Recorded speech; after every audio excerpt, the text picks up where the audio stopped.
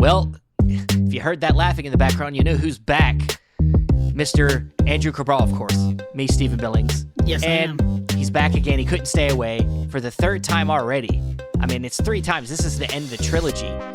Andrew Furtado's back from Severin Films. How you doing, man? I'm going to kill myself after this one because it can't come back for a 4th time. Well, we'll give you a break. I know we've been really using you a lot. I like how you said your intro for me was, "Oh, we're already sick of him, man." well, you know what? You know what I'm going to do for you on this episode? I'm going to give you a name. I know we've been like, if you. Oh yeah, Andrew 2 isn't. Well, kicking it I anymore? figured since we're. There's going to be some martial arts, film talk in this, because near the end of this show, we're going to talk about some Shaw Brothers stuff.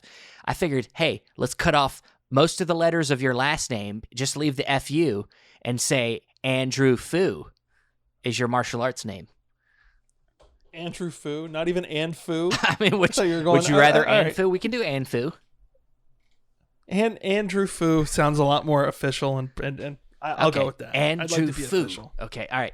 So you got Andrew Cabral, Andrew Fu, and Stephen Billings here to do Chasing Labels, episode 29? I believe it is. Yes, it is. According to your show notes. That's what I wrote. Andrew Fu also sounds kind of like Andrew too, so it's also an homage to my last time on the show. I planned that out. For the record, I had a much better intro than Stephen had. Did you? For Andrew let's rewind it real quick. Go ahead. And Andrew Cabral is with us. Yeah. And Andrew, who else do we have with us?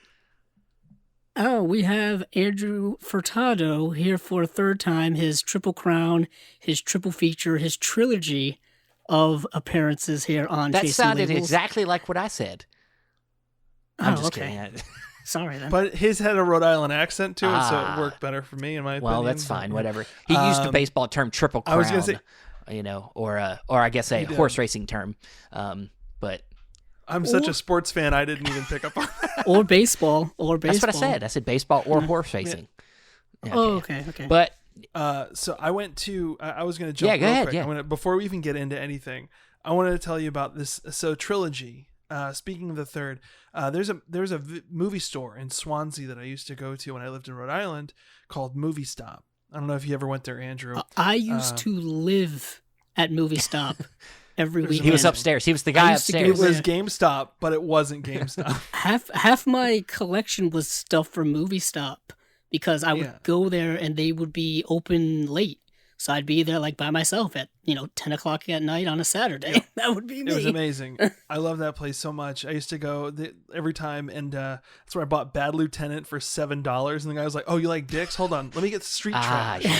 Let me get you Street Trash." So it was a great place. And one time I was there, and this guy was just smoozing, hitting on the girl at the front, and he's like, "Oh, I bought a bunch of movies and I had a bunch of trilogies and stuff like this. I was really into box sets." And the guy goes, "Oh shit, you got a lot of movies here, man." And I was like, I know. He goes, you got a lot of horror here too. And I was like, I do. I like horror. He goes, "Man, you want to see something that'll fuck you up?"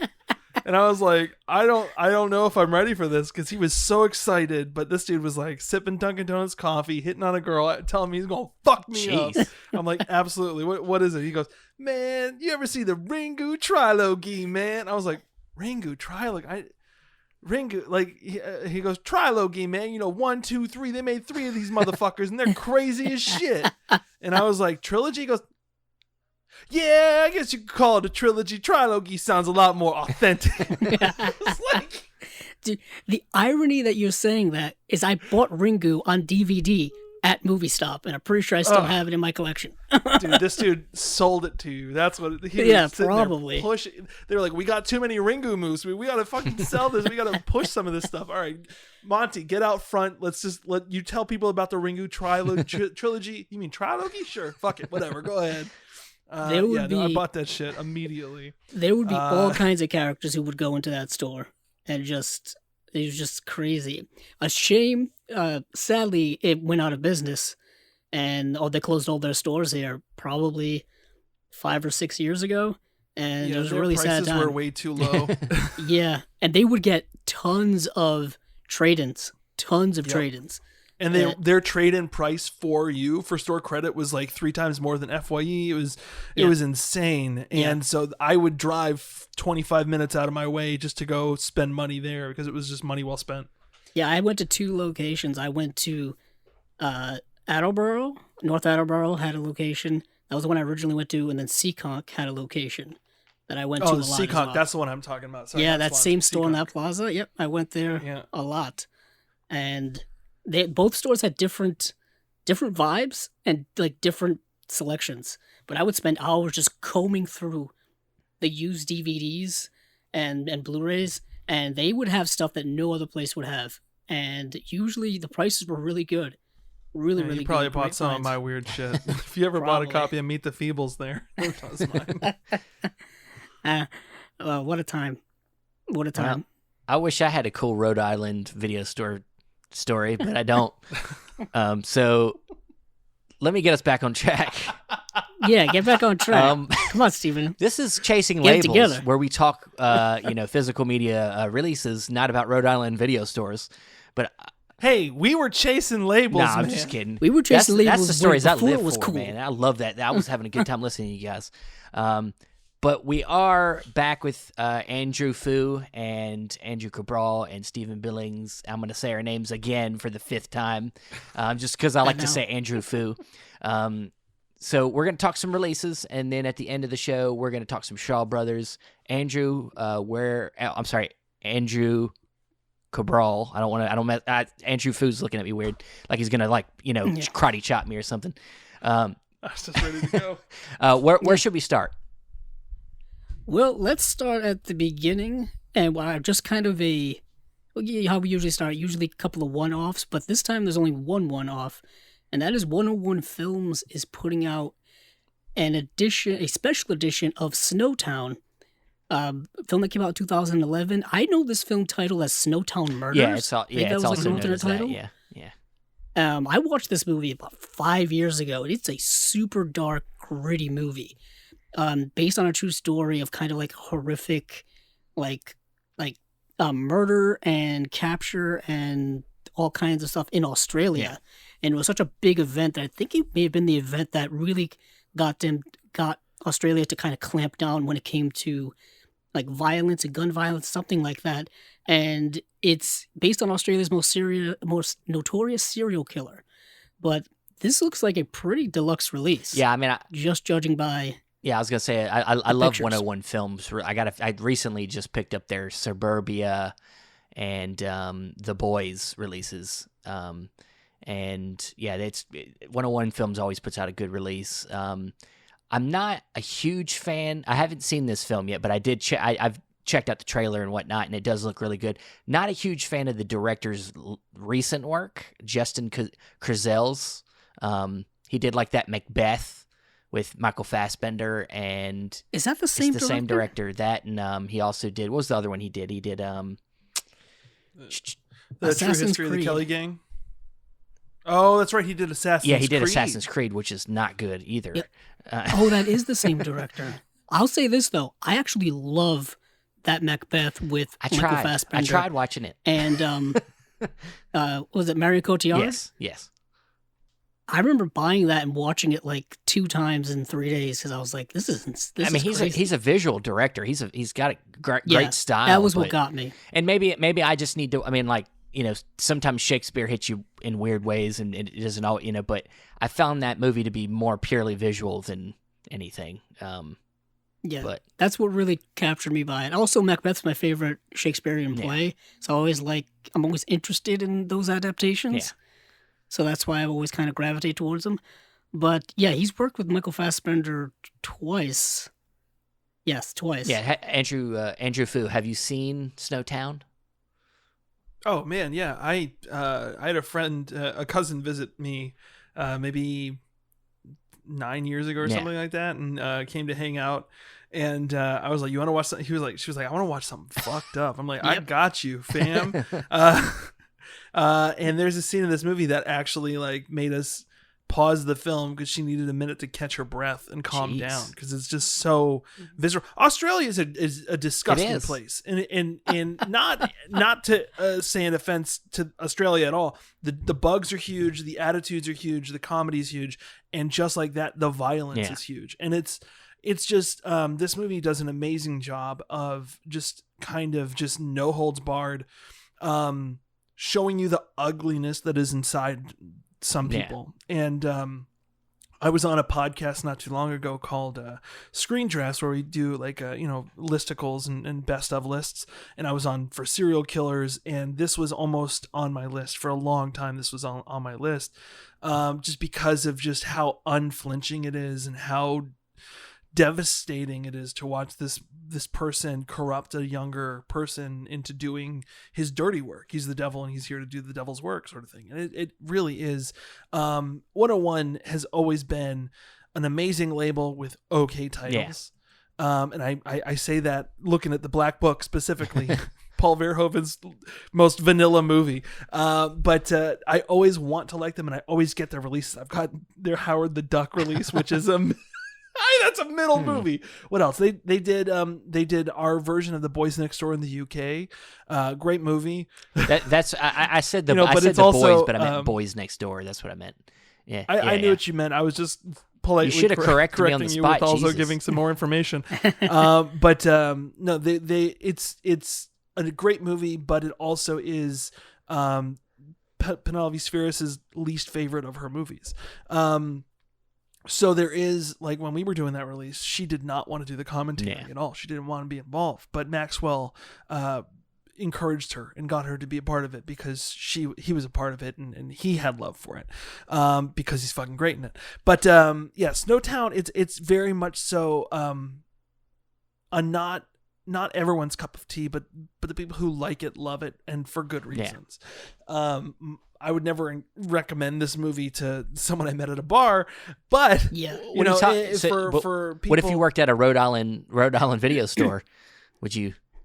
Oh man, this would be the first thing I'd be like, "Hey, what's up? Welcome to movie school. You've seen Snowtown? Yeah. You want to see something that'll fuck you up?" Yeah. But yeah, if anyone has ever seen like Class of 1984, that's a great release and a great movie from 101. So if you're into those kind of like life sucks, wear a helmet movies, this is one of them. Always wear a helmet, took kids. that straight out of Boy Meets World. Yeah, yes you did. I can wear a helmet. Yeah, Snowtown is. I just looking at my old Letterboxd review, I could tell you that I was psychologically and like physically disturbed by the movie because it's such a suffocating film. So it's not, like I said, like Andrew Fu just said, it's not a film for everyone. But it's if you're in. What's interesting is since there's been this whole revival or trend with like true crime and all this messed up content, getting a special edition re-release now seems prime. Yeah, just because the way the culture is now. Yeah, this is something that people are going to go, fuck, this guy was ahead of his time. I mean, I've not seen any of his other films only because Assassin's Creed is not my kind of thing, and I'm not a huge Shakespeare fan. But like his work on this was enough to where if I even knew that he was doing those films, I probably would have checked them out.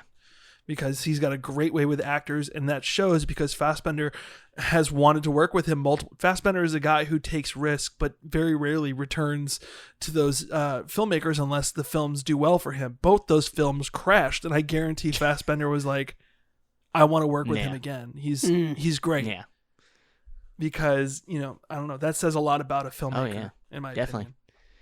Well.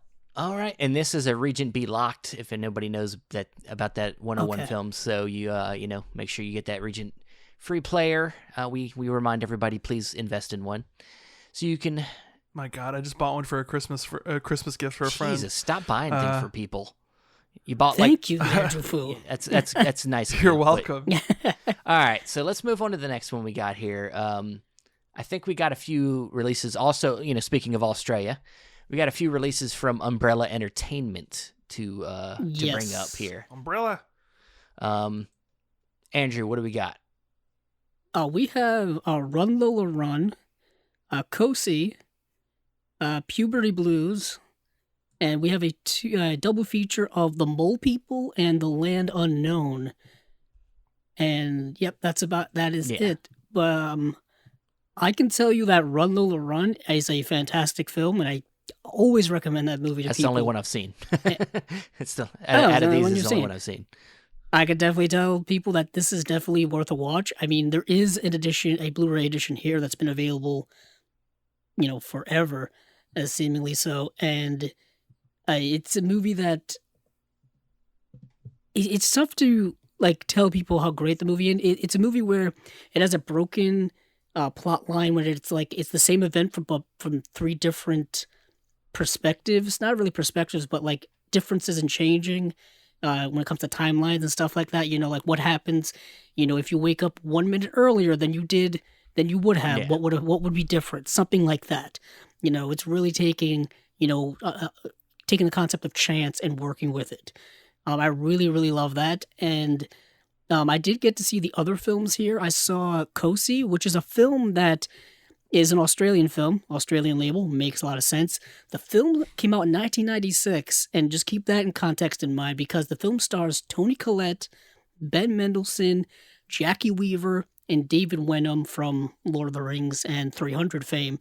And it was just an interesting film to see all of these actors that you know them in other things now, way back at the earlier part of their career. Yeah. I always find that fascinating. All right. Did you watch? Yeah, I mean, I've seen the others. If you want to know. Well, about them. Andrew Fu. Have you seen any of these? I guess stand out. Yeah, man. I mean, Run Lola Run is like a big college hit. Like everyone, that and Boondock Saints were on everyone's Tinder profiles at the time because I was in college not too long ago because I'm so young. No, my wife has a joke that if she saw Run Lola Run or Donnie Darko or Boondock Saints in their dating profile, blocked. Yeah, just because it's just. I personally am very excited about Puberty Blues only because I love genuine Australian filmmaking, and that's like a Australian surf movie. So fucking give me that shit from the 80s. Yes, give me that shit. So getting a new Blu-ray of that is exciting. It's something that they've already released. So usually they're re-releasing things for a reason. I don't know if you saw their new Blu-ray of Stone compared to the old release of Stone. It was just hands down a huge improvement. So that's something that I was going to wait on.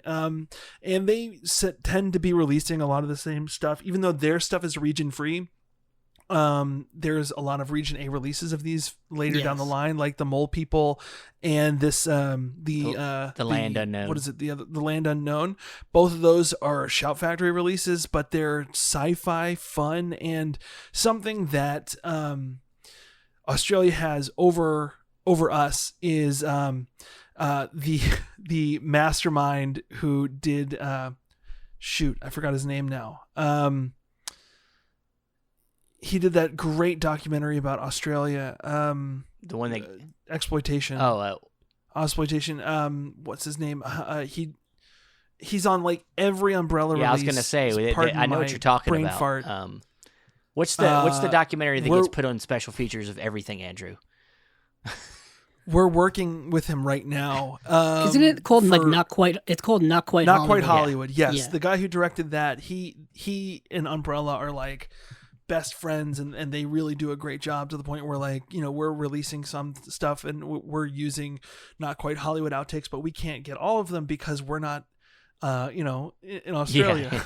Yeah. And he has just some great stuff and great insight and years and years and years and years of experience. So having him involved in any format is going to make your film's release that much better. So getting authentic stuff like Puberty Blues out onto Blue, it's pretty exciting. You're not gonna have blue balls, and I love 50s sci-fi, and the Mole People is something I've never seen, so I'm gonna be getting that for sure.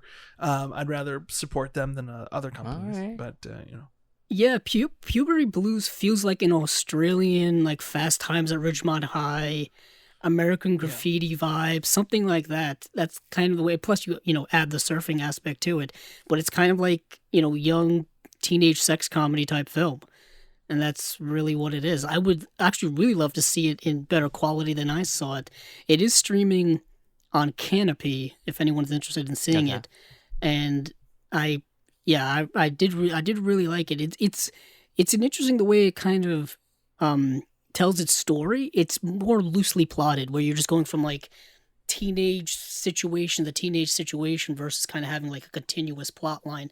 But it's really good. The Mole People. There's actually a Mystery Science Theater episode where they cover the Mole People, so I just rewatched that just to watch for this. And then the Land Unknown was actually was pretty cool.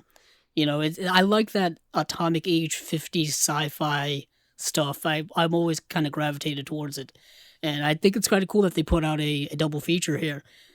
And apparently it's their volume 3, so apparently there's 2 other retro sci-fi double features. I think we've probably talked about them. We probably talked about them. I remember us having to talk about them in other times, other slates. But all right.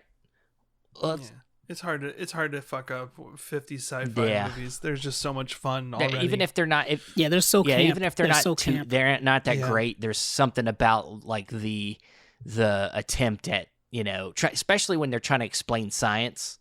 It's always fun. They're so bold. They're so bold, and like the Land Unknown. It's like, okay, so in Antarctica, when you go past like a certain foggy point, you get into like this land that's thousands of years in the past, and there's dinosaurs and animals and roaming around, and you can't communicate in it because it's kind of out of nowhere, like a Bermuda Triangle situation. It's so much fun. But Stephen, where do you want to move to now on the docket? Let's move on over to Warner Archive. It's got a couple releases. Oh yes, Out of the Shadow. Yeah. Once again, they'll probably have some more releases like right after this episode because they're doing tomorrow. them like in spurts. Spurts would be generous.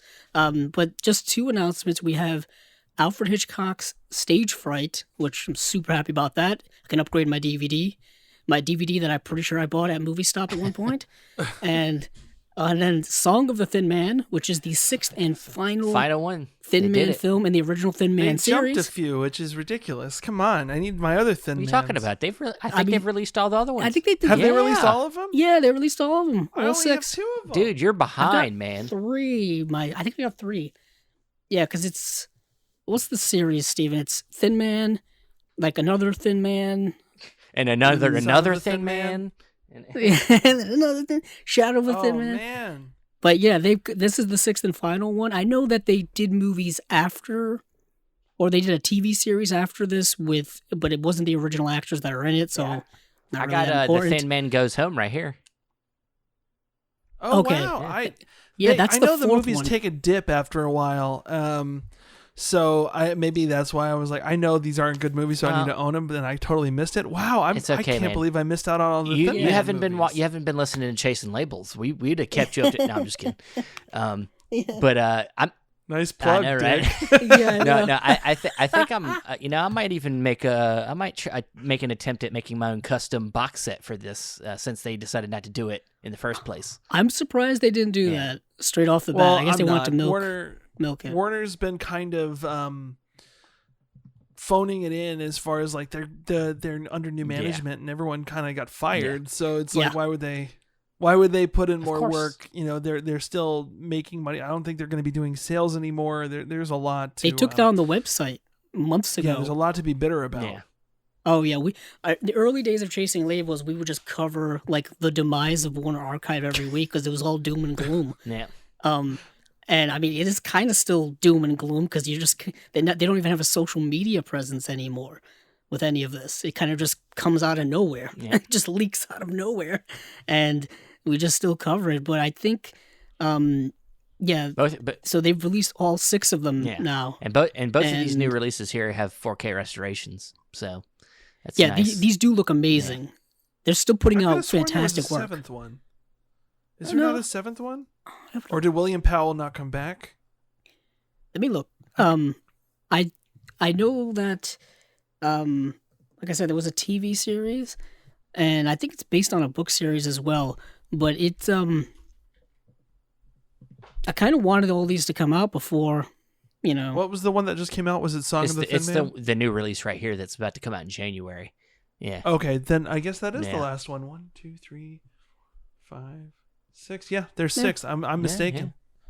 It's all right, man. You know, It there's happens. just so many Thin Man. They become If Bruno Mattei directed a Thin Man, I would have known. Yeah, I mean, he's gotten so thin. You know, he's evaporated at the end. By the end of this, ironically, yeah, that was the one thing with the Thin Man series is only the first film deals with a thin man, and the rest have nothing to do with it. It's just a branding thing. But I'm glad that they put them all out, and they put them all out in quality, because I know a lot of people waited years for these to finally get Blu-ray releases. I know I did, because I know that there's been DVD sets of all the movies for years, and I see a lot of people post about those. But I'm just glad to have them all out. Like I said, even though Warner Archives diminished a bit, their product is still fantastic. Like, their transfers it's an are amazing amazing. library, and the fact that no one else can release things from it, it makes it so no matter what they do, they're going to be the best of the best on that situation. I love the Thin Man films. The first two specifically are annual watches for me. The second one takes place on New Year's, and my favorite movie is The Apartment. Takes place on New Year's. Well, it doesn't take place on New Year's, but it has a New Year's, sets around New Year's, and When Harry Met Sally is set around New Year's. So my wife and I will do movie nights, and we'll watch When Harry Met Sally, eat Malamars, and then we'll fucking double down and do a couple of black and white New Year's movies, and always William Powell is amazing. I've got a Myrna Loy autograph for my wife for Christmas one year from the Thin Man. That's right. We love that movie.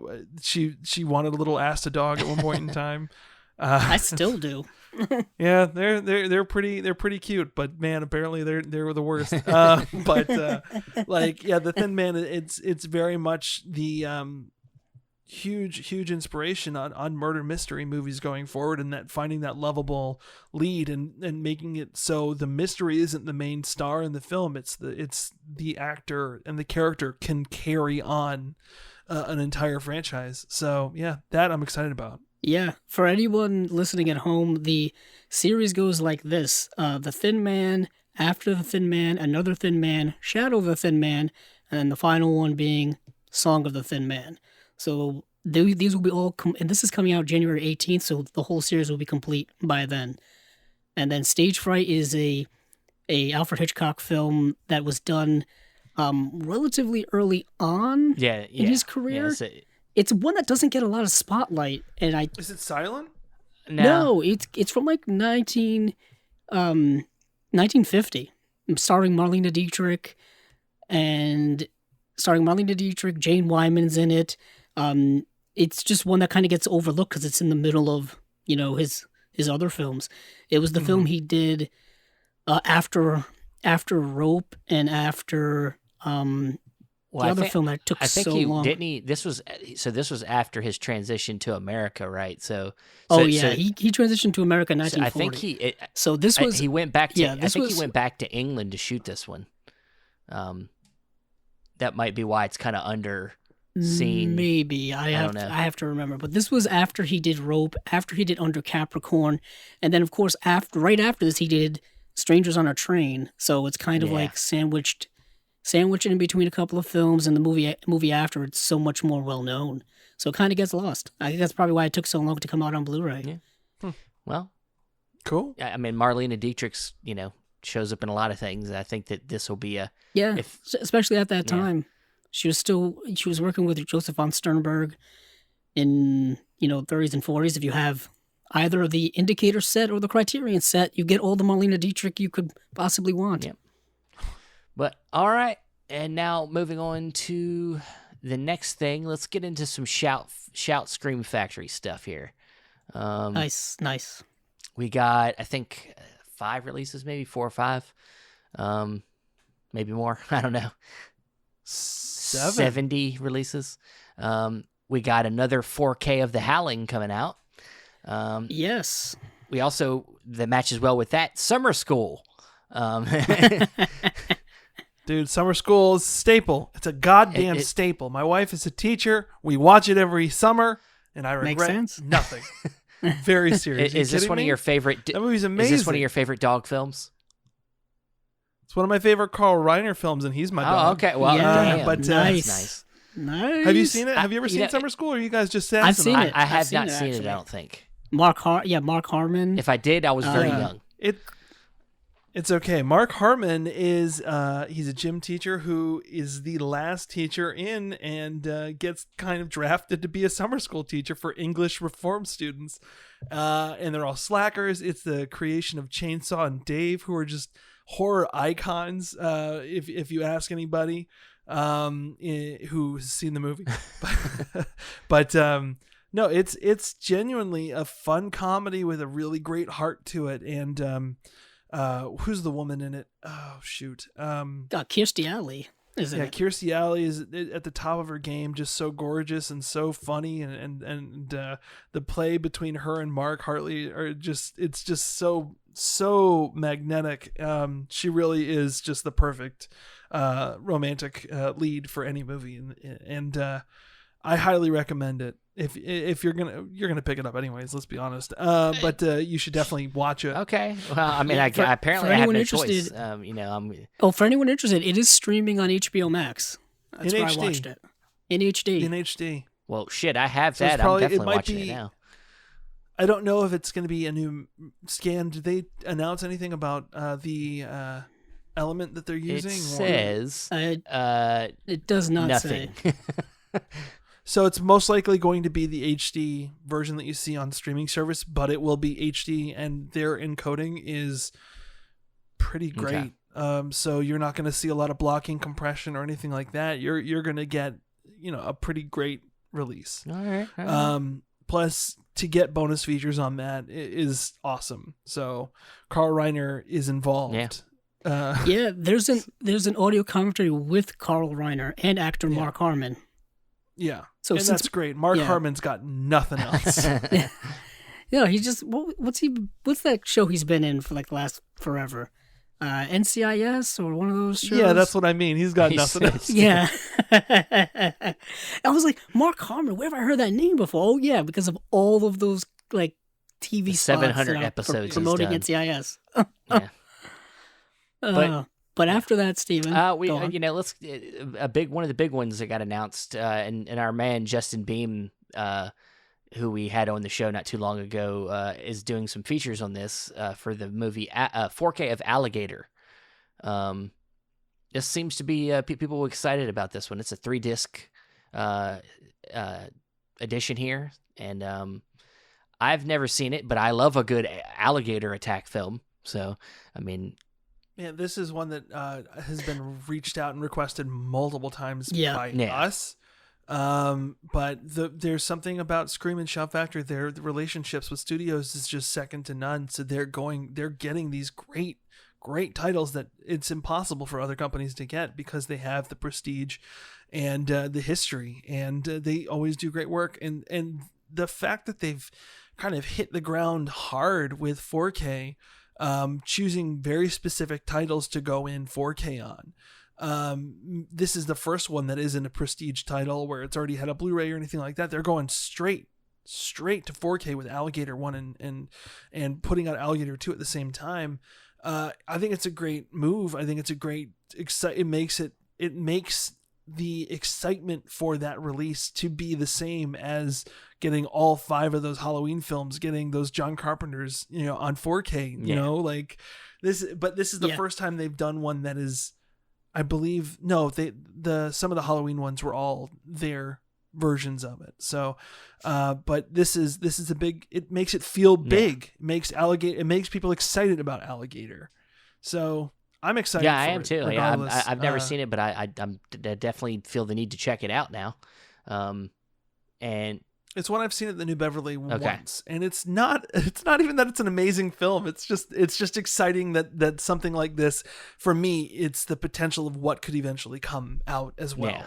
Yeah. And so that's exciting. Yeah, Alligator, get in there. Yeah, what's cool about it is, it's starring the late Robert Forster, who I think really makes the film worth watching in general. I just think he's fantastic in it. And I think it's the screenwriter was John Sayles as well, if I'm reading this correctly. But this release is going to be a 3-disc set. a 4K, 2 Blu-rays. You're going to get 2 cuts of the movie, original theatrical cut and a television version of the film with alternate scenes, I'm assuming edited And they're both content. in 4K, which is great. Yeah, and then, of course, a complete list of special features will come, in the future. Typically, that's what Shout Factory does.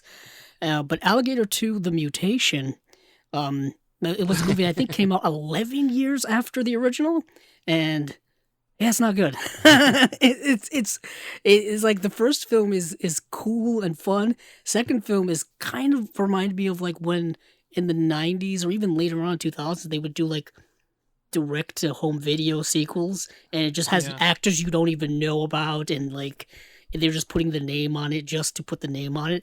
That's the vibe I get for it, and of course lower budget as well. It's kind of like how they made like 6 Scorpion King sequels that went straight to DVD or at some point. Yeah. And that's what Alligator 2: The Mutation felt like to me. There's a reason we put Killer Crocodile and Killer Crocodile 2 in the same discs. Yes. Because no one's jumping into Killer Crocodile 2. Like I want Alligator, but I really don't want Alligator 2: The Mutation. So that's why they're doing 2 separate releases. So you're good. You get to pretend that it doesn't exist. Yeah. See, they knew with The Fly, you weren't going to get. You don't want The Fly 2. No offense to The Fly 2, but it's a piece of shit. Yeah. But I like the original Flies. I love the Cronenberg Fly. You like Cronenberg's thigh? Thighs Wow. too. We all He's do. got a good We thigh. all do. It's got a leg growing out of it. But there's no way in hell I'm excited about The Fly 2. But I bought it because it's in the set. So the price is fine for what it is. So I'm not complaining too much. Obviously, it sounds like I'm complaining. We're never complaining on here. I just wanted The Fly. Of course you did. That's all I wanted. It's a cool. It's got cool artwork too. It's nice. But moving on, let's get out of this. Slapshot. That's another big one. Of course. It's one I've heard of. Yeah, Burt Reynolds, right? No, that's Reynolds. Paul Newman. Paul Newman. I'm sorry. Yeah. I'm thinking of Longest Yard. Yeah, I was saying they both did sports movies. All in sports the 70s. are the same to me. Yeah. They wear pads, and helmets.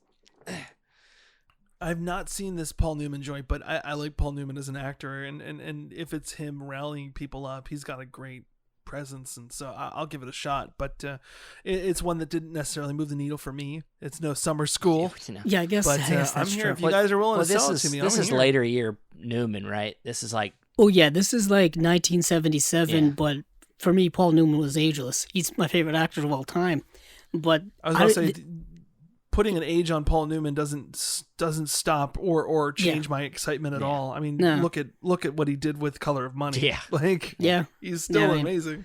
So, but basically, like Slapshot, it's kind of like one of those classic comedies from the 70s where it's like almost like a Bad News Bears hockey version.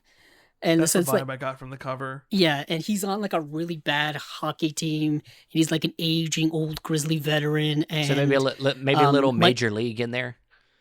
Yeah, a little major league. Michael Ontkean who was in Twin Peaks. Much later on, was he's like the young good player that he's like mentoring and stuff like that. But it's just a fun comedy.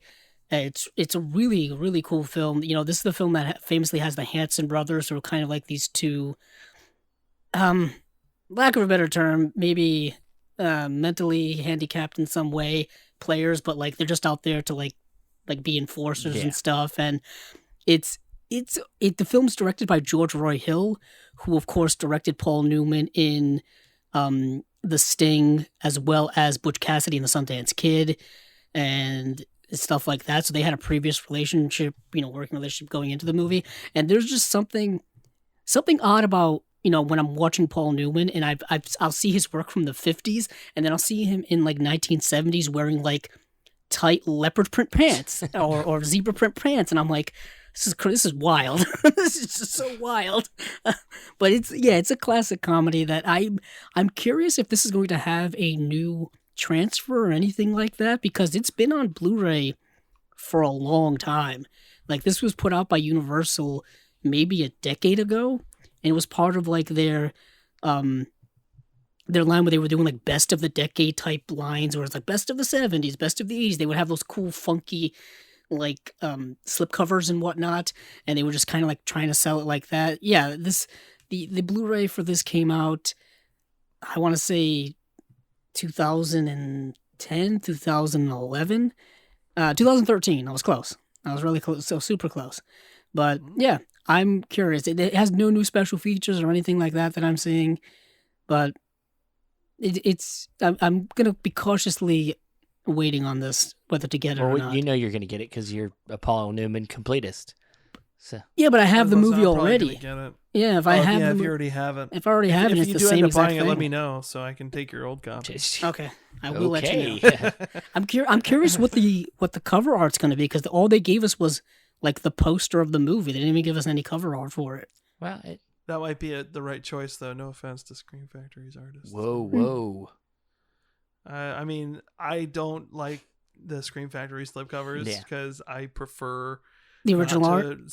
See Wings Hauser's like cartoon face on one of my favorite movies of all time. I'll be honest. I like to I like when they have the reversible cover art for the box. I always reverse it back to the original. That's something that I love about David, is very rarely do we commission new art. We only really commission new art for films that don't have very good quality art. And the art that was made to sell, for example, Night of the Demon, is unbelievable. It's a giant Bigfoot hands coming in onto a house. And then David got the commissioned art for the slipcover. And he's like, this might make Night of the Demon seem too good. I know it worked. It worked on me. I bought it. The artwork for the stuff you guys put out is really sells the movie. Really sells the movie, whether it sells it accurately or not. Yeah, most of the time that movie that we're selling with those art is the original art that they used to sell the movie, and it's just so great. And I want Scream Factory to take a page out of like other labels' books, and I don't know. It's right now what they do is it's been very samey. And I know they got a lot of hate over those Halloween arts, which I understand they're not everyone's cup of tea, but they really did take a swing, and I appreciate them for taking that swing into creating a new style of art for a very, very, no offense, tired franchise series to be coming out over again. Everyone's already got this, so they're trying something different. I appreciated that, but it didn't work for me. I'm not gonna buy all of them. I want 1 and 3, and that's it. I don't necessarily love what they do as far as their art goes. And it's funny because we actually use a lot of the same artists, so it's an aesthetic choice. It's very similar to Cavity Colors, where it's okay. This movie, we'll put all their faces here. We'll have the main character here, and we'll splash some blood on there. We'll call it a day. Yeah. And it's very samey. Like, I remember I once was wearing a bunch of Cavity Colors shirts days in a row, and my wife was like, "Why are you wearing the same shirt again?" I'm like, "This is a different shirt. That was Evil Dead. This is a different one." She goes, I had no idea. They're all the same shirt. I was like, "Oh, well." And nothing against the artists who are doing that stuff, because they do great work. It's just that format of cover art it's a little tiresome, and there should be variety. That's also my taste. It's very much so. I mean, we don't talk a lot about mainstream releases here because obviously it's not their show. But if you want some lazy cover art for movies, mainstream movie releasing, the big blockbusters and stuff, have the worst Photoshop covers you'll ever see most of the time. You only rarely see where they put out like special limited edition packaging that's exclusive to some website or some store. That's when you get like good looking art, because it's different. It's not like off the beaten path. Yeah, we're getting to a place where a lot of companies from all over the world are releasing a lot of the same movies. There's a lot of crossover between Indicator and Scream Factory and Criterion. And unfortunately, as dumb as this sounds, people will buy because they like the art better. I did that for the Dead Zone, and I'm regretting it because I think the compression on the Scream Factory version looks better. But the art for the Dead Zone looked like shit. Alone in the Dark is an amazing movie, but I'm waiting for a sale because I don't care about that slipcover because it just doesn't do anything for me. It just looks like a mess. It's not my cup of tea. It's not my style of art. Therefore, I mean, someone out there could absolutely love it. I'm not one of those people. I love the original art or something like to make it shine. Like that's something that I was talking about with David with ours is our slipcovers are almost always a third art. Because there's so much great art out there for these movies sometimes because they don't know how to sell it. So they're throwing shit at the wall to see what sticks. And only recently have we gotten into commissioning art for slipcovers and only doing that because people have been demanding it. Where it's not something that we love. We're very much of that mindset of the movie should be the main feature here, not like we're not hoping people buy this movie and then forget about it and then like you never buy it or anything like that. We want people to be able to keep discovering this stuff. That's why our stuff we have limited editions, but they're very big quantities because we want people to feel that they can discover a movie a year later. You know what I mean? So there is something exciting about that. And unfortunately with these limited editions, I find myself holding off until sales because I don't care if the art is going to be there or not. You know, I don't need your fancy smancy art, especially if I get the choice to take it off, you know? Right. All right. Rant over. Rant we over. like rants here. Episode over. But we got a few. End it. I'm going home. Yeah, we got a few more here. We do. We got. I'll just run them down. Paranoia. Paranoia. We got Lipstick. We have Slumber Party Massacre. Yes. The new one. Yes, it's the new one from 2021. Did you guys see it? No. I did actually. I'm curious what Andrew thinks. It's one, for some reason, it was actually coincident we talked about sci-fi. I think it was commissioned by sci-fi, produced by sci-fi, because I think they bought like some catalog from like Roger Corman catalog, and they bought like hundreds of his movies and whatnot to remake or repurpose, whatever. It's not bad. Unfortunately, the only way I could see it was the way it aired on the Sci-Fi Channel. So, of course, I don't know if it was edited or cut down or anything like that. But I'll say this, they didn't really hold back when it came to the blood or the gore, which I was kind of expecting for a movie like this. Sci-Fi has really upped their game as far as, like, you know, taking the FCC rules. Because it has that because cable you can get away with a little bit more, but I wasn't expecting them to get away with as much as they did. Because, you know, for anyone who hasn't seen the original Slumber Party Massacre, the murderer, the killer uses a drill, you know, and in this one he uses a gigantic drill. So of course there's going to be more gore. So when he, you know, kills somebody, there's going to be blood splatter. There's going to be, you know, whatever, and they didn't really hold back on that. I overall enjoyed the movie. It's not bad. It's not terrible. Did it have to be called Slumber Party Massacre? I mean, the only thing that's the same when it comes to a remake is the fact that the murders take place at a slumber party. That's about it. You know, it's not. Well, it's not exactly a direct remake or anything like that. No, it's there's a glowing endorsement for modern day retellings of classic 80s films. Yes, it's not as bad as I thought it was going to be. That is like the best you can give a lot of these movies. Well, because I mean, the 80s, they're remaking everything from it.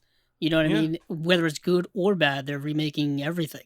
So I was in there. And when it comes to slashers, 80s slashers have such a specific vibe to them, such a specific, like, you know, era vibe to them that you can't really quite translate them into today because they are of the product of their time. So when you get close to that and you get that same vibe and same feel, I kind of appreciate that. I'll say this, some of the acting, some of the scenes in the film are pretty terrible in that regard, and some of the dialogue's pretty terrible, but the gore is pretty fun. I'll say that. Yeah. And if that's what you're going for with slashers, that's what you're going to get. Yeah, you're gonna be excited about it. You're gonna see it, and it's not gonna be as bad as you thought it was gonna be. I feel like that's a 5-star recommendation. I'll say what the movie that is really good is Paranoiac, which is a Hammer film from the '60s, and this stars Oliver Reed, who for some reason is now getting a bunch of his work coming out on Blu-ray from everywhere, and this has a very very eerie Hammer film, horror film, tense vibe to it, and it's really, really good. I'm not a big fan of that artwork. I mean, just not to just like jump on what Jesus. Andrew Fu was saying, but it's just not accurately representing that movie. It makes the movie look goofy, and the movie is like dead serious. And I didn't really. So when I first saw that, I was like, oh, it doesn't look too. It looks kind of goofy, but it's not. It's a dead serious black and white film, horror film from the '60s, and has a very haunting vibe to it. The director for this film actually was the DP on The Innocents with Deborah Carr. If anyone's seen that film, which has a Criterion release, and that's a great film. It has that similar vibe to that film, like haunting black and white film, very eerie. There's a mystery. You're not quite sure what's real and what's not. I really dug it. Really dug it. All right. Yeah, and before we skip through Lipstick, I'm gonna jump in and talk about that. Do it. It's a good. Just a It's moment. good. It is good. I love that movie. I'm so excited that it's getting a Blu-ray release. I love Mariel Hemingway, and the fact that she's in a movie with Anne Bancroft and Chris Sarandon. It's just a great cast, great thriller, and it's one of those ones that definitely snuck by a lot of people. So the fact that it's getting a nice HD release, I saw it on VHS, and Mariel Hemingway it's. You know, a lot of people cite Manhattan as her best and most gorgeous role, which is fucked up because she's a kid. But I think this is definitely the one that I remember being the one I'm like, oh, she's beautiful and this is amazing. So get in there, De Laurentiis production. Come on, like what else do you need? And I'll say this: it's very contemporary. Like the movie's dealing with like rape and sexual assault and miscarriage of justice when it comes to things like that. So it's very contemporary because those problems still exist now. And this movie came out in 1976. So it's like, you know, the past is still the present for many, many social situations and situations like that. And it's a really surprisingly good film. Great. For, you know, considering its age and whatnot. But yeah, I was really liked it. 76, I think? Yes. Was it? Yeah. So yeah, get in there. I think everyone should be really excited about that one. I know not everyone's a huge fan of rape revenge and stuff like that, but if you are, it's done with its pinky out. I feel like that's the nicest way to say it. I'm also trying to backtrack a little bit because I realize everything I'm saying is kind of dirty and gross. But a good part of the movie is kind of just like a court case, like going through like the way in which, you know, these victims of rape and sexual assault will just get picked apart in court, and they're the ones who are the victim. They shouldn't be the ones who are on trial. It should be the perpetrators of these crimes, and it just shows you how that kind of works in our society. So that's kind of a dour way to end the Scream Factory / Shout Factory slate. It's not. No, it doesn't, because that works out perfectly because they're doing amazing work putting out these movies that haven't had releases. And I'm just going, I don't care. The art stinks. I'm not going to buy it. You know, so it's very similar. Highlight. Well, the art apparently the highlight is summer school. So. I'll say the artwork for Lipstick, it looks like the original poster. The original. Or it's close to it. Yeah. And that's exactly the way you need it to be. Summer School's poster too, because you can't beat perfection. So no, you can't. Why even try? Well, let's move on to our next couple releases. We got some Eureka here. They got 2 releases. They do. We have the Odd Couple. We have Odd Couple, and we have Midnight. I actually got a chance to check out Odd Couple. It's a very fun movie. You know what? Best thing about this movie is the facial hair. Because they have facial hair coming from everywhere. There's dudes with long eyebrows hanging down past their, you know, like hanging all the way down past their chin. They got like just a soul patch that somehow is reaching down to their bellies. I don't know how they're doing this.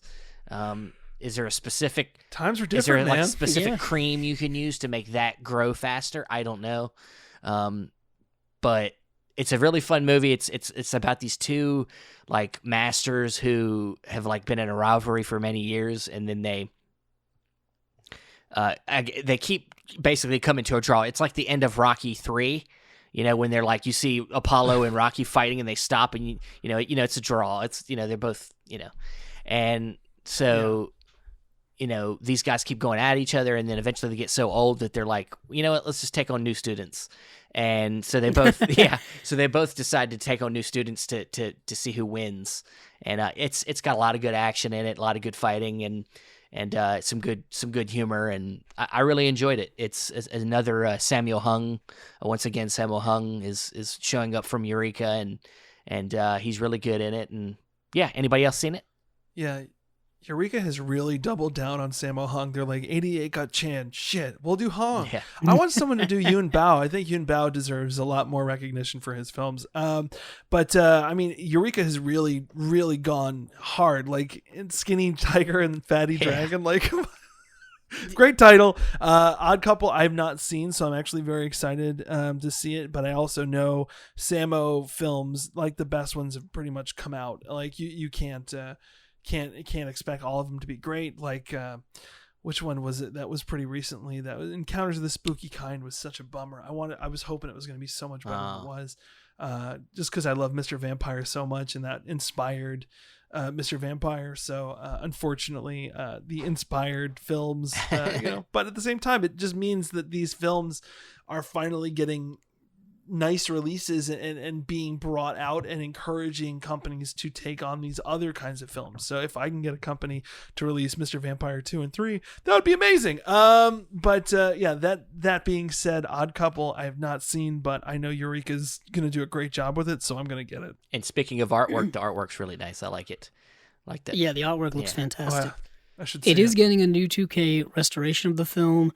There's a new audio commentary. There's 2 new audio commentaries actually, and then there's some archival special features as well. It is region B locked for those of you interested, as pretty much all Eureka stuff is for the most part. Midnight is a film that I haven't seen. That's a more modern film. I think it came out this year actually.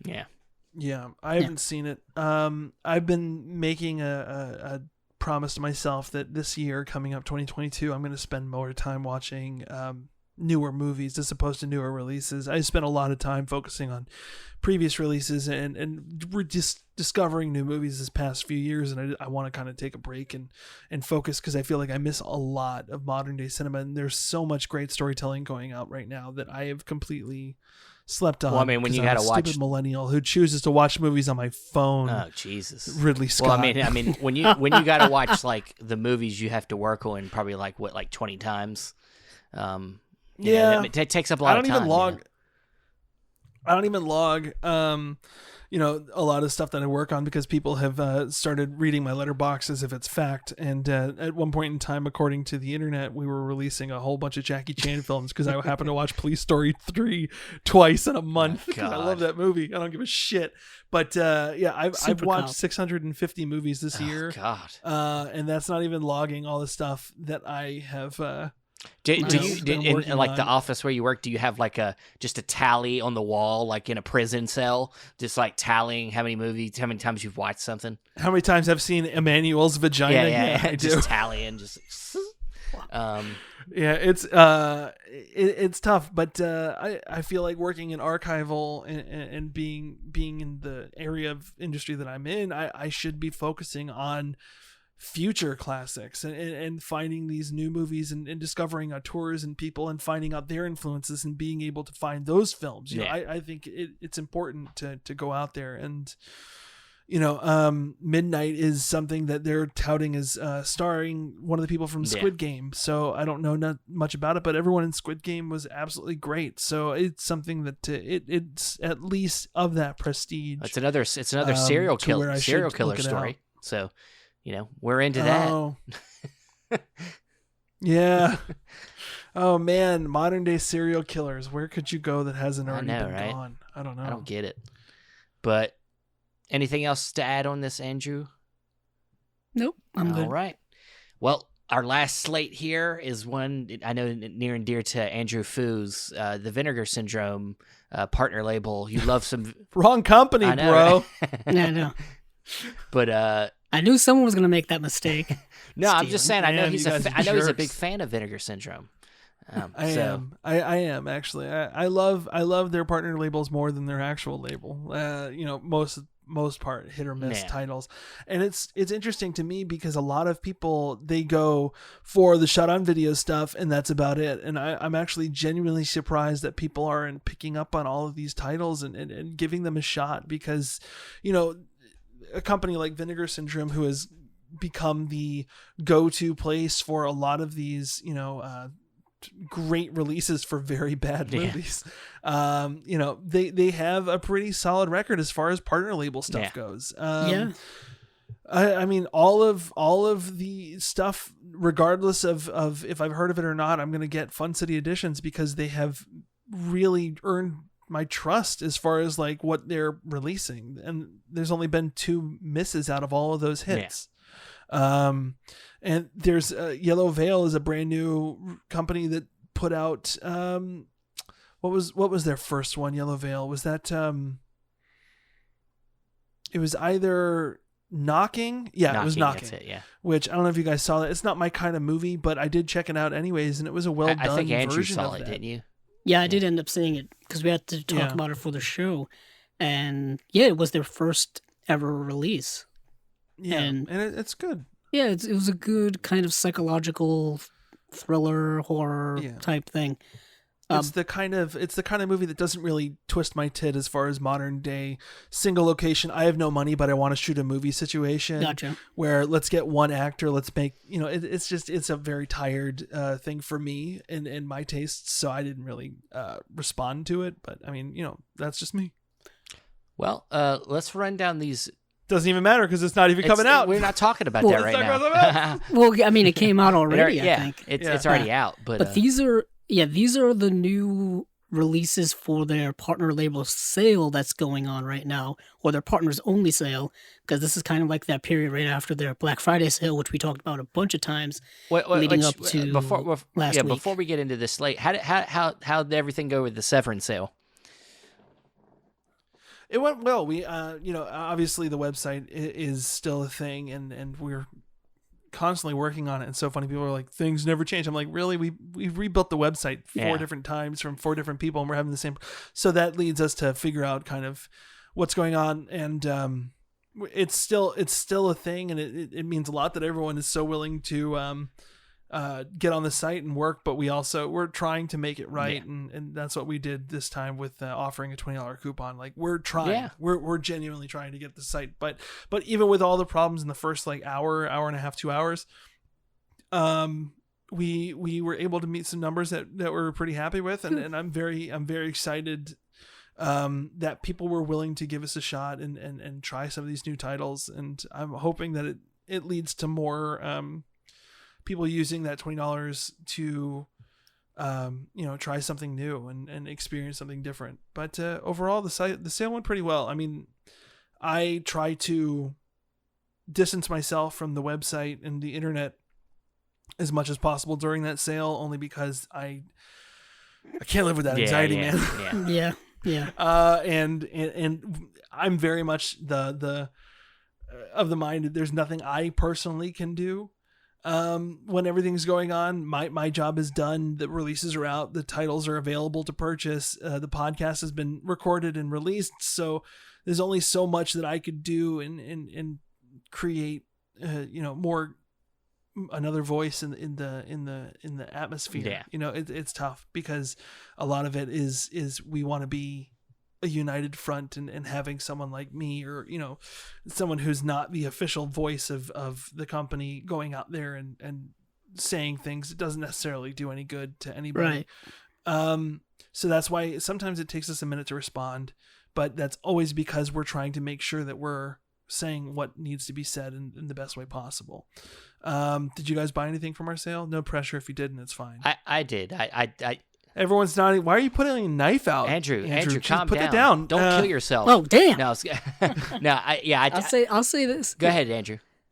No, I was just gonna say we did promote the sale on here a couple of times before it launched, and we went over the titles and all that kind of stuff. But I know Steven, Yeah, you bought a couple of things. I bought the demon bundle. Oh yes, you did. We Yeah. talked Gotta about get that Dick statue. Yeah, I want that Gotta get demon that dick statue. I want Yeah. I want that sticker. I'm gonna put that sticker somewhere. I mean, I can't wait. Yeah. Steven Pretty had good a to find. Steven had a Freudian slip last week. Remember that? What? You're talking about the demon dick sticker. You called it like the dick sticker or something. I don't know what I said. I don't that. remember. I'm glad you remember. I just say things sometimes, but no, I'm excited about Very that. true. You know that film's it's a movie, but I can't wait to see it in a clear. You know, I want to see that dick really just ripped off that dude, in a clear HD signal. I guess I could have just called you and been like, "Hey, send me a link." Maybe. Yeah. I could've- Yeah, you'll get it. You'll get all the clarity Yeah, you need, yeah. man. That Yeah. We did a great screening out here in LA. We did like an outdoor, you know, the big night where we announced all the titles and all that stuff, and we screened Night of the Demon as our last film of the night. Jim Wasson, the director, came and he's like, I've never seen the movie, actually. You know, the movie I made was done, and they decided they wanted to add a couple gore scenes in. Yeah. And the funny thing is, that's all the stuff that anyone ever talks about in the movies, all the gore. So I never saw it. I'm very excited and sat down. I talked to him afterwards. He was like, that wasn't my movie. What the fuck? Like, he was completely confused and torn. He was like, I sued that producer for other reasons. I feel like I should have sued him for this. Like, they used 10% of my Wow. movie. Wow. There's some shots of UCLA and that's it. Well, Damn. I probably the version I've seen too is probably not what's going to get released on this disc. So I'm excited to see what's different. Yeah, we have the pure uncut version of the Yeah. film. So we checked to make sure, and it's all Okay. there. And yeah, the releases for a lot of people were very excited. I know people really were happy about House on the Edge of the Park, Yeah, which is great, and I'm excited to see what people have to say about it online. So dude, yeah. I'm still behind on some of your other like I wanted to. don't worry. I'm coming out It's not because a race. soon I'm coming after the kinky films is the other ones that I want. I did get Overboard, of course. I'm not going to miss out on Overboard, but I do want to get the kinky films. I want to get Cannibal Man.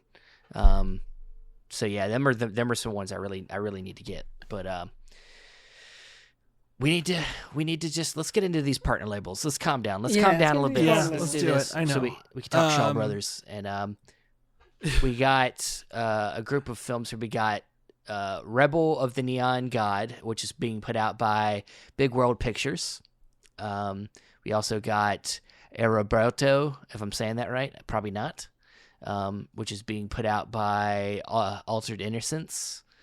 We have Detention being put out by the Decalogue. Decalogue? I don't think it's Decalogue. It's got a little bit more. Hey, my dyslexia says it's Decalogue. It's a little bit more than that. Deck but analog. They add an Decalogue. extra AN in there, so it's like decanalog. Decanalog. Decanalog. Like Decanalog? analog. Yeah. Analog. Deck analog. That's it. Decanalog. That's it. Yeah. Decanalog. That sounds a lot better Yeah. than what we've been saying. Decanalog. Yeah, that's it. Then we have Being Natural being put out by Canny.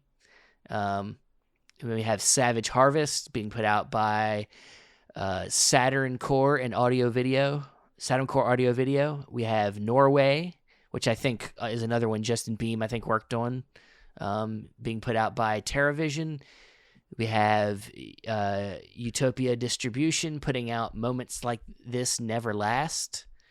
Then we have Gunpowder and Sky putting out Her Smell, which is a pretty recent one. Yeah. And then we have the last one, Assholes, being put out by Circle Collective.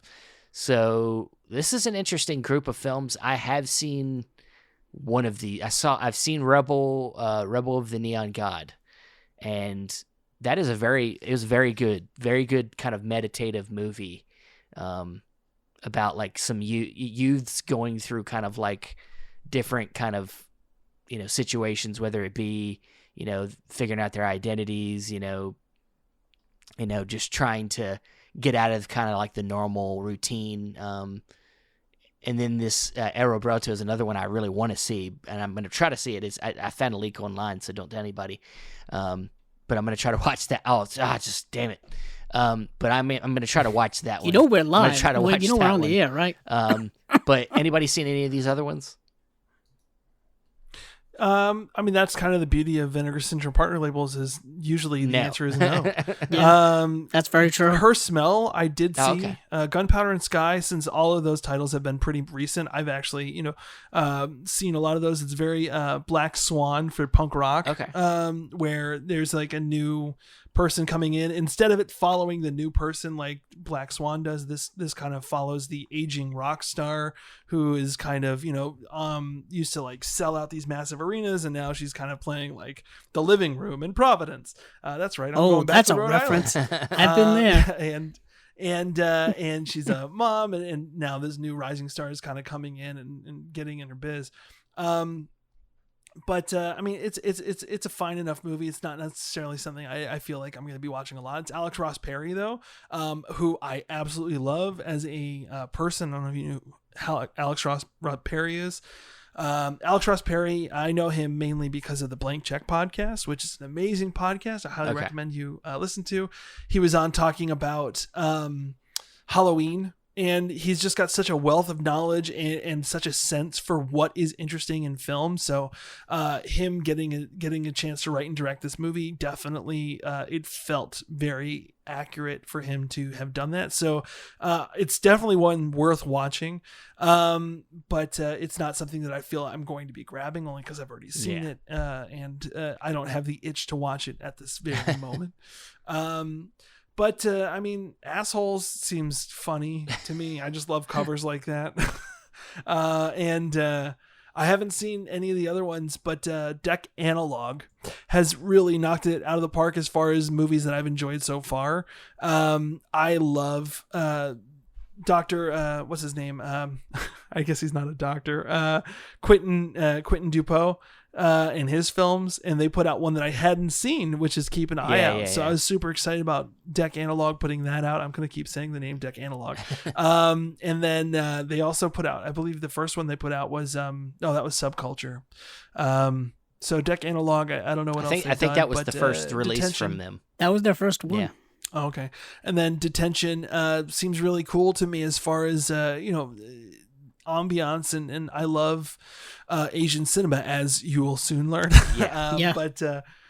So I'm excited for that nonetheless, and I'm always very excited when other companies, like everyone knows Korea, everyone knows China, but not a lot of Taiwanese films are getting releases. So I love that a lot of these labels are foreign films and showing the other sides of cinema that we don't really get out here. Yeah. So, even be it a middle of the road film like Knocking, you're still seeing something that is done by someone looking through the lens of the world a little differently than you are. So that it's very exciting for me. That's the only one that I have seen. Gotcha. By the way.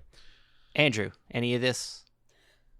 I didn't get to see any of these, but I'll say this: the cover art for Rebels of the Neon God looks amazing. Yeah, our guy Scott it's Saslow, who was on. Yeah, it's truly a like masterful cover art. I really do enjoy it. I love that title too. Yeah. Rebels of the early Neon 90s God. too. So it's where was this one from? Was this Chinese? Yes, I think this is a Hong Kong film. I believe. Yeah, because it's in Mandarin. So. Yeah. But the late 80s, early 90s is the best. As far as like the Hong Kong cinema bubble, it was right around the time where it burst. So you're getting some of the most unadulterated, just beautiful fucking stuff. Yeah. So I can only imagine. Like John Woo, Wong Kar-wai was Kar-wai making stuff back then. Really beautiful, beautiful films from back then. And that seems to be part of it. Maybe that's why it's so.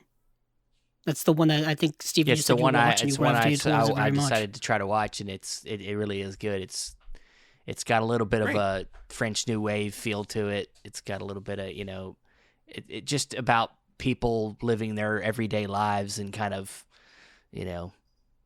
just kind of going with the flow. I mean, there's some kind of like people dealing with family issues. There's people dealing with, kind of being addicted to crime, certain crimes, stealing things, and it's just going through the everyday kind of slice of life kind of thing. It's worth checking out. But all right. Well, that's it for the slates, and now for the finale of the show.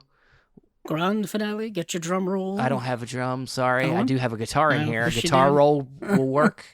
Dun, dun, yeah, just da da da. And so we talked about this a while back ago. Since now, of course, in recent time, doesn't line up as well as it did before. But initially, the Shaw Brothers set coming from Arrow was going to be coming out, I think, next week.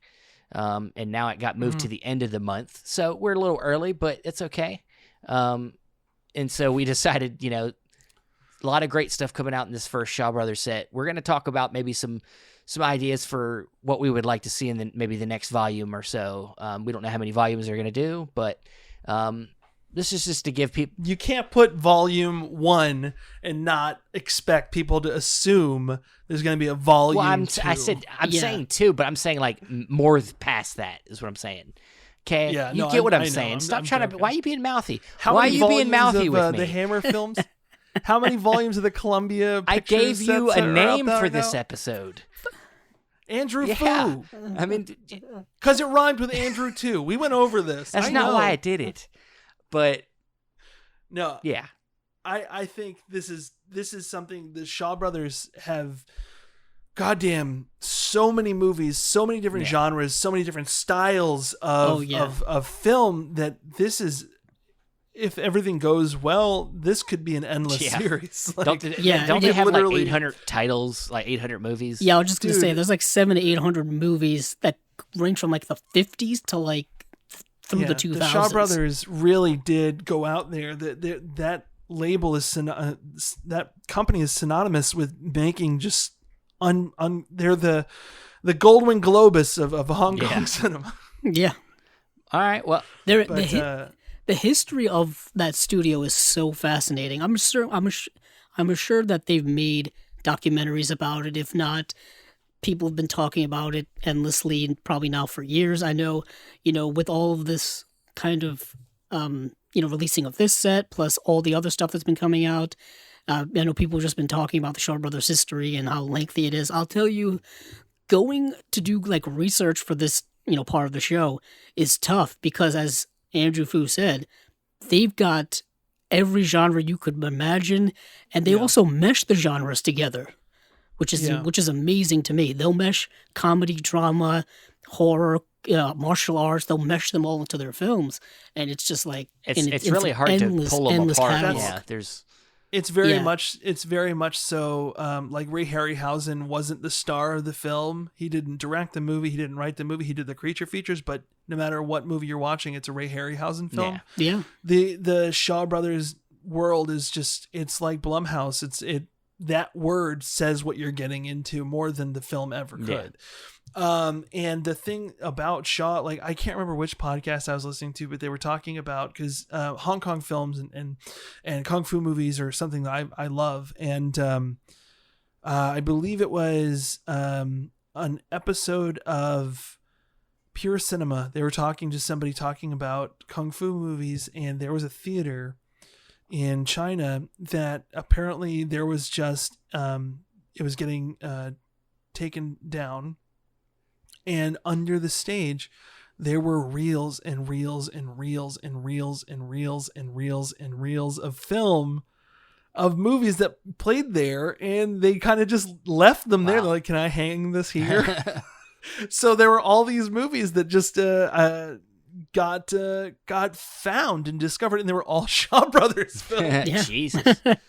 I've only had one. I've only had one experience. See, I used to work at a movie theater, and this was right, and I actually was able to work at one before it transitioned to digital. So we were still getting, actual film in there, and there was one reel of a movie that we never knew what it was, just hanging on the wall. We, for years we just let it sit there. It's like, what? Let's figure out what this is. So we put it on. We showed it, and it's the last reel of the movie Hook. just hanging out upstairs. What an odd I know, pull. right? I was like, Steven Spielberg's Hook's up here? Well, okay, all right, whatever. Somebody wanted to hang on to this. Sure. But, go back to your story. Shaw Brothers. No, I had nothing really much else to say about that other than the fact that Shaw Brothers really, this is a series that I'm super excited about because it could, and with Arrow behind it, could go in many different ways. The way Hong Kong censors are kind of coming right now, it's very scary as far as the output of old films. The Hong Kong passed a law, China passed a law not too long ago, allowing them to censor films, old and new. And it's very much getting to the video nasty days over there. And that makes physical media releases so much more important because you're going to be going back and wanting to stream a fucking Chinese Christmas movie, and all of a sudden all the cigarettes are now candy canes and CG, or they're cut out, like, and it completely changes the movie. You're going to get walkie-talkies instead of guns. Jesus, don't bring that up. It's a very scary thing as a film. I don't call myself a historian, but a film preservationist, someone who loves seeing these films uncut, uncensored, the way the director may or may not have intended it. But, there is something genuinely great about Hong Kong films, especially. I'm a huge fan of Stephen Chow and his films. And I can't imagine them ever getting a Blu-ray release. And, there's lots of weird ones like, that are very problematic as far as like modern day, what's okay, what's not, and knowing that could affect how those films are released or, they're changed. It sucks. So that's why someone like Arrow is very much, of the mindset of giving you that uncut presentation. They give you every bowl, every nook, every cranny, everything you don't want, like all the William Griffey films. But they give it to you uncut, and it's very not so. Those films, especially, they were sourced from the best element available, more than the best element of the film ever. Right. And China's very tough because they're. I can't speak for Vinegar Syndrome, but I know that Hong Kong films are in an archive there. They don't send you the elements. They scan it themselves, or they send you the finished master. And that's why 88 has so many great things. It's because they have a great relationship. And they just get the finished master. And they get the new HD master. I don't know how much they do as far as restoration on their end. I know they're kind of a smaller company, and they're really doing a great job with these releases. So, but their bonus features are not so much why you're buying those movies. You're buying those movies because of the films.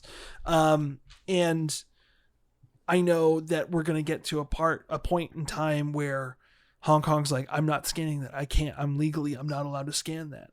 And we're going to get into those times where, labels who are kind of like willing to take a hit or fly under the radar enough to sneak out a title. But until then, let's just celebrate and buy as many fucking Hong Kong goddamn movies and support that shit as much as we can while we can. And get all those films out there and encourage them. Like, I am so sure The Boxer's Omen will never get a nice release. Only because Hong Kong doesn't want that shit. Oh, you want to bring that up? Because that's on my list. That's on my list too. That's a dream title. It's something that is, and if anyone can do it, it's going to be Arrow, because their label fits with The Boxer Omen. As far as like, you could put something as prestigious as the 5 Element Ninjas out and put something as wild as shit as Black Magic 2, and put those out at the same time, and no one would bat an eyelash. So I'm hoping that with Arrow and these Hong Kong and these Shaw Brothers sets, we're going to get Volume 1. A lot of it is very much the styles of Kung Fu. Maybe it'd be cool if they did Volume 2 is the weapons of Kung Fu, like the Flying Guillotine. I would love to see a Blu-ray release of the Flying Guillotine 2. That movie, I think, is a better movie, and I love it. And maybe one year we get, because a lot of those 88 titles are out of print and not available in Region A. It would be awesome if we got the horror year. Yeah. It's a terrible. I'm literally not selling myself on it at the same time. But the styles of Shaw, like trying to break those down and giving this themed boxes, I think would be fucking awesome. Yeah, and of course taking all the room on our shelves because these things are humongous. I assume the Shaw Scope set looks pretty. It looks like pretty those big. Columbia sets, which are massive, and I don't know how I'm gonna do it, but we're gonna buy them. Gotta get them. Yeah. Yep. And so let's talk about the one we just brought up, the Boxer Omen, from 1983. This movie's bonkers. It's not even a great movie. It's just so hard to get. But when you got it was like wizards throwing up like eels or something weird like that. Yeah, it's it's about, what's the best way to describe the movie? It's about a guy who's avenging his brother, and I guess he goes to Thailand to do that, and along the way he falls down a rabbit hole of some crazy shit. I mean, some Alice in Wonderland crazy kind of shit, The world of Shaw Brothers in Hong Kong is very simple stories told in the most complicated ways. And it's absolutely great. A lot of I love the 88 Shaw's sets that they've put out, like not just their kung fu stuff, but they really went hard on the horror and the weird shit, like Oily Maniac. And I don't know if you ever saw Oily Maniac, but it would be amazing to see a set of just those harder to find Shaw Brothers sets releases in a collection. Oily Maniac, it's very much so a werewolf story. Where a guy gets covered in toxic ooze and now he gets mad, he hulks out and becomes the Oily Maniac, and he's not a hero, he's not a villain, he's just the Oily Maniac. It's like the Greasy awesome. Strangler. It's not like the Greasy Strangler. No, it's not. How about Toxic Avenger? Yeah, I've never seen Toxic really? Avenger. True story. It's just I'm not a huge trauma guy, and I get told to watch that all the time, and I'm like, hey, maybe I do what I want. Jeez. But nothing against Toxic Avenger, but everything against Toxic Avenger. All right. Well, whatever. Just talk about Shaw Brothers. That's why you're here. Okay. Thank you. Yeah, wow. geez. Wow. All right. You're treating me just like my boss. No, I'm very excited at the potential of where this series could go for Arrow. I hope it's not going to just be the kung fu movies over and over again, because just like those films themselves, they are very repetitive.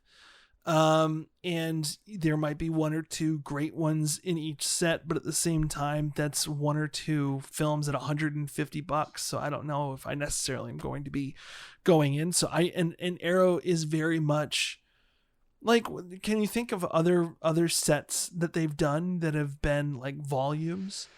Well, I mean, recently I know they just started doing repackaging the Giallo sets, and they're. Yeah, but that's repackaging. Yeah. I don't necessarily consider those to be box sets. Those are boring films that they couldn't sell singles, so they're selling them in a box, and they're going to sell them. That's right, I said it. The Pajama Girl Killer sucks. I don't give a shit. They do have the American Horror Project volumes. Okay. So that which is only, but that's only two volumes too, so. Because there's only two volumes. And they're also very, very same. There's a very strong theme there. While the Shaw Scope kind of, it really keeps it kind of muddied, so you don't know where it's gonna go. There are very few. The other one that comes to mind is the couple sets they did for the Seijin Suzuki. Did it? Yeah, I was just about to say that, but that's just a director, so there's no necessary. Oh, they did the only sets that they've done are like the Woody Allen sets, and that was Arrow Academy, and directors retrospectives and stuff like that. So it's very interesting where they take this. I hope that they do something cool with it, but I'm fine if they don't, because there's a lot out there and there's a lot of great stuff. And if it gets people to discover these movies at the same time, like, hell yeah, man. Yeah, I can't think of any companies that have done a production company outside of the company themselves. I was gonna say other and then than you get weird shit like Stripes and Gandhi in the same set. You're like, oh, okay. Yeah. I mean, like other than like companies saying, hey, this is the director or this director or somebody working for Columbia or, there's not a lot of like, just like, this is from this company other than, like you said, like the Columbia sets is one example but yeah, you don't get a lot of them from like one of the boutique labels doing like full on. Well, Indicators is putting out the Hammer sets. And Hammer that's it's a good example. Is their own company. Yeah. Thank you. He doesn't speak much, but when he does, he packs a punch, ladies and gentlemen. He does talk a lot. I'm letting you guys just riff because I'm totally out of my element when it comes to this. Well, I mean, I am too. I mean, I'm letting another Andrew speak through me. It's because Andrews are all synced up. You know what I mean? Yeah, there it is. I speak for all. Me and Andrew are definitely both on the. I haven't seen a lot of Shaw Brothers stuff, so this is a lot more of a learning experience for me too. So hearing Andrew Fu talk about it is going to be a lot of good knowledge since he's really into it. So what's another one we should talk about? I got the movie Hex. Have you ever seen Hex? Hex, yeah, I have Hex and Hex 2. A one that I would love. Hex is fine. A lot of these films, so a lot of the horror stuff, what they would do is they'd be like, oh man, that was great. Why don't we do a sequel? What do we do for the story? Same thing. Just do that again. It's great. And a lot of the times for me, those sequels tend to do it better. It's very much Evil Dead 2 situation where it's like, throw more money at it. It killed. Let's do it again. And so they would do that again, but with more money and kind of, but have you? You watched Hex? I watched the first one, and I liked. I think it's a little slow at points, but it did have some really cool. I really liked his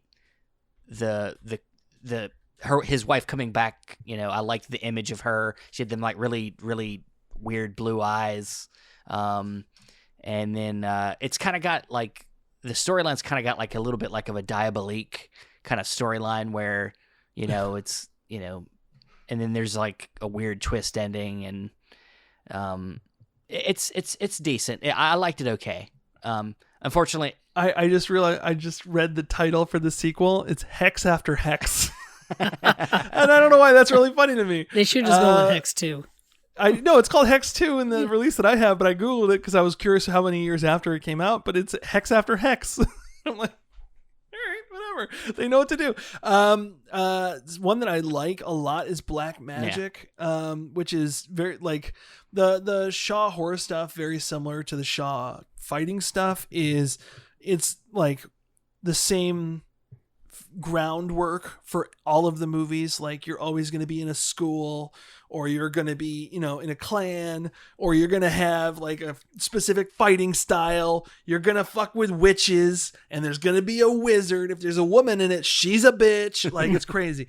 But one that I like so much because it is so like late 80s, really, they're tired of telling the same old stories, and they're really going out there, is Seeding of a Ghost. Yeah, I had that on my list too. Yep. It's fucking crazy. And it's just fun, and it's extremely out of print. I don't own it, and I'm so bummed that it's one of the few that I don't own of the 88 Shaw sets.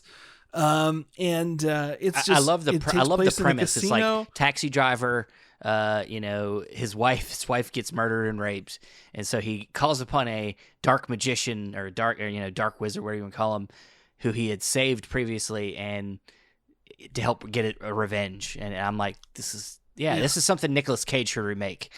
He should be the sorcerer. Yeah, the seeding of the ghost. A lot of the films are very much about the rituals, and that's something I love about Hong Kong films. And Michael Mann. That's right. I'm taking Hong Kong and Michael Mann. They show you the process. Right now. Yeah. They show you the process and the repercussions of it, and stuff like that. Michael Mann loves showing you, like, that's why you could watch a film about a contract killer and learn all of his steps and I'd be afraid that plays into if it. Michael Mann made a movie about a watchmaker one day, because he'd make you watch that fucker like put together a whole watch, and it would be endless. It'd be like watching a. But it'd be awesome though. It'd be so exciting. And then and with these films, it's very much so you're watching the spells get cast. You're watching the person have to collect, like they go see the witch doctor or the medicine man. And they're like, I need this, and so then you have to go with the person to collect all that and go on that little adventure, follow it up, and it's very fun.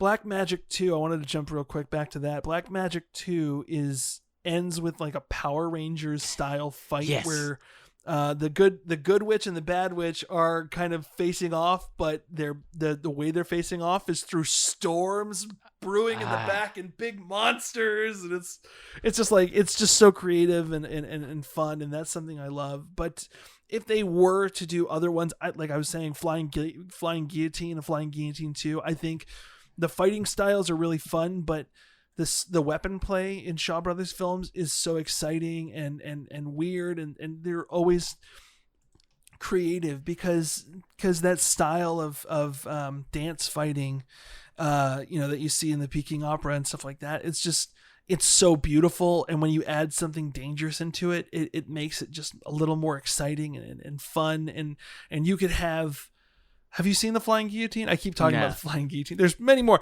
But the Flying Guillotine, the whole concept of it is set up right out like the Five Deadly Venoms, same thing, where they're like, this is the villain. This is what you're going to have to deal with. The Flying Guillotine is a thing that goes over your head and then it shuts and it cuts your head off, and then you pull it back and then the person's dead. It's fucking awesome. It's a cool weapon. And so like the films show you the fighting style, they show you the weapon up front, and then you just get to experience like who's going to get guillotined, or who's going to get, who's going to go against these deadly venoms and stuff like that. A set that pretty recently came out that you guys talked about is the Cinematic Vengeance from Eureka. Yeah. Have you guys watched any of those yet? I tried watching. I watched one of the movie. I think I tried to watch two of the movies, and I couldn't get through them. I had a hard time. I didn't like them. No. That's fair. No, they're very much like vanilla level. Like I've watched two of them so far, and they're just okay. Yeah. But that's a lot of that stuff. Is like it's a tired genre. Yeah. And that makes it so when you get to ones that shine, they shine. Yeah. Like, a big genre that I don't love are weapons, trials for students to go through, and they have to end on a final training thing, but then they name the movie the 18 Bronze Men or the Shaolin Woodmen and bullshit like that. It's like, come on, these sound so cool. And then you watch it and it's like, you're going to have to fight some sticks. And that's the movie.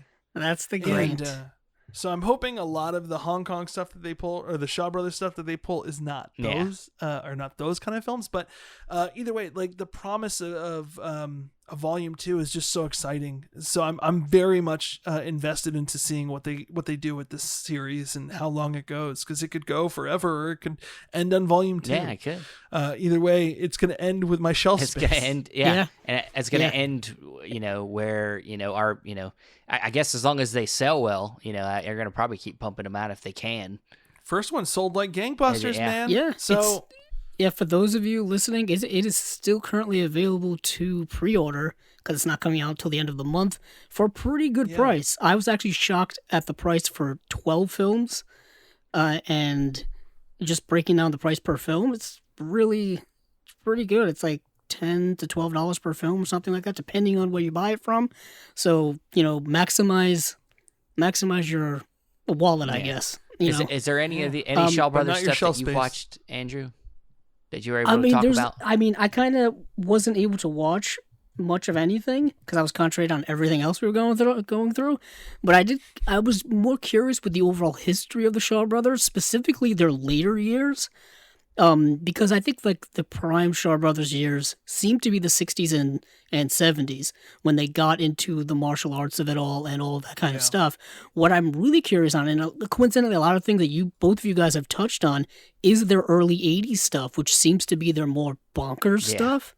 Yeah, they got bored and they wanted to do something different. And that's awesome. So basically, like the concept that I would like would be like, hey, put out a whole box set of that early 80s craziness.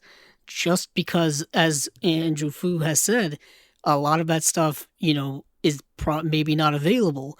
And not only that, it's not their best stuff. It's their stuff that I guess has a more cult following to it. I was looking up movies like Shaolin Hellgate, Holy Flame, Martial World, Bastard Swordsman, and of course the sequel, Return of Bastard Swordsman. Not exactly a great original title, but like Demon of the Loot, Chinese Super Ninjas, all these types of films.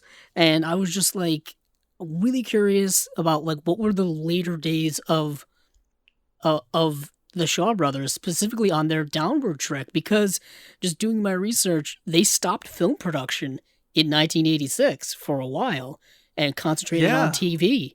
So they made that transition because I know they had a kind of studio rivalry with Golden Harvest. And that seems to be, the two companies I seem to, come across when I'm watching the old, 70s, 60s and 70s and 80s films from China. It's either Golden Harvest or Shaw Brothers. Those seem to be the two symbols I see before each movie. And I was just wondering, what happened towards that tail end where they had to just be like, hey, we're just giving up on our film production that's been, going on for 30 plus years. Let's move on to something else. And of course they brought it back, and Shaw Brothers still exists in some type of form today, but I don't think it's called the Shaw. I don't think it's called the Shaw Brothers. I don't think it's called the Shaw Company. They're part of some type of parent conglomerate company or something like that. I think it's Celestial Pictures or something. I'm not quite sure, but I don't think they make movies anymore. If memory it's interesting. serves. While you were talking, I'm looking at their titles here. 68, for example, like some would say is when they really got their stride in the late 60s, early 70s, and you have titles like Hellgate, fucking Sword of Swords, Flying Daggers, Golden Sword. These all sound so intense. And then you get to the 1985. I'm going to push you down, Dad. I will finally knock you down, Dad. It's like, you really knocked the intensity off. Are we visualizing guys in a room just coming up with titles and being like, okay, make a movie around that? Yeah, it's like, pitch it to me. Like, what's the pitch on this?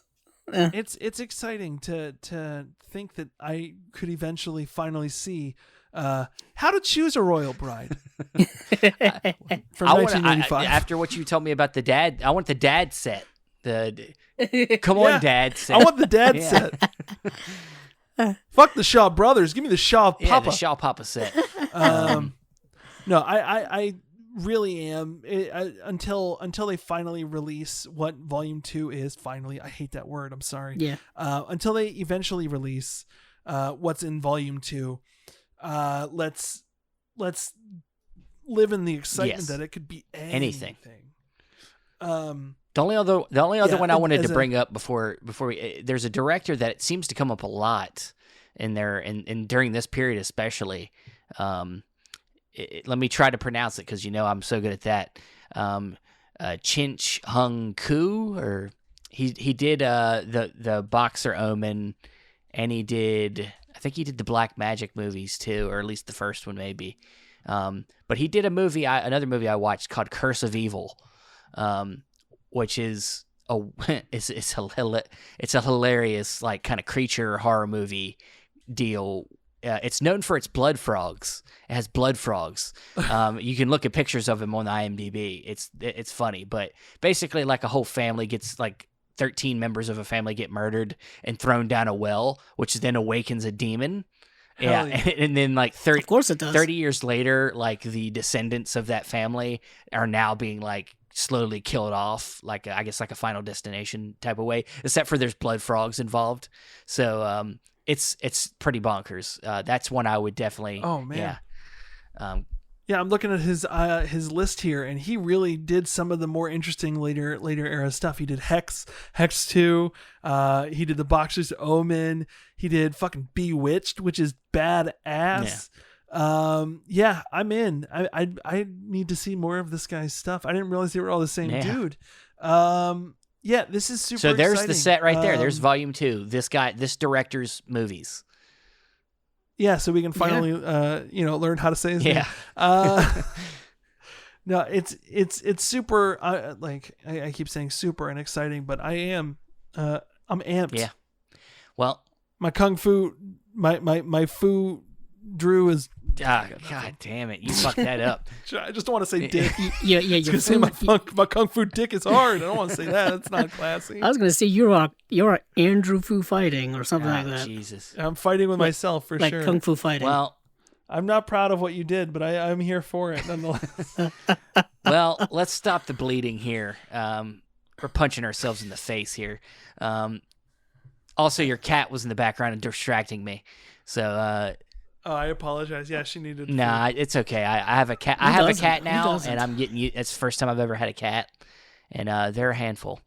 At least so far. He's only like 4 months. So, you're about to have a kid. Cat can't be a handful. is the kid gonna scratch me every fucking 5 seconds? May throw up but on you can leave a cat home for a couple of hours. You can't. No, leave I've a had kid this home. cat You'll for a get few months CPS now. on your ass. He's all right. He's pretty. I like him. But that's it for this episode of Chasing Labels. Andrew Fu, where should we contact you when we want to get you back on again? Oh man, I'm changing all my social handles today to Andrew Fu. Yes. No, that's a level I can't meet. But you can find me on Twitter. That's in Letterboxd, Andrew Furtado. That's my name, but with a C instead of a D. So it sounds like hairy vagina. Yes. But that's where you can find me. I also work for Severn Films, so at Severn Films, we do the Severn Films podcast, and it's a lot of fun. It's me, the co-owner of Severn Films, David Gregory, and he's an editor. He's kind of an all-around guy over there, Zach Carter, who we do the podcast. We break down all the releases for the month and really kind of get into it. And there's DJ Alfonso Set, who does music inspired by each month's releases. So I would say if you want to hear me more, get in there. Well, of course we want to hear you more. Just not anymore in this moment because it's 2 hours. God, I mean, but Andrew Cabral, where can we find you? You can find me on Twitter at Capzilla06, as well as the Chasing Labels YouTube channel, which is called Chasing Labels. So those are the two best places. And you can find me on Facebook at Stephen Billings. You can find me at all the other Chasing Labels stuff, whether it be our Instagram or our Twitter or my Letterboxd, where you can, if I got to update, I haven't updated my Letterboxd in a while. I need to get on that, but you can also find the audio for this podcast on Podbean, Apple Podcasts, Spotify, Stitcher. Thanks again for listening. I'm fucking it up, and hey, keep on watching them movies. I know I will. What's the movie?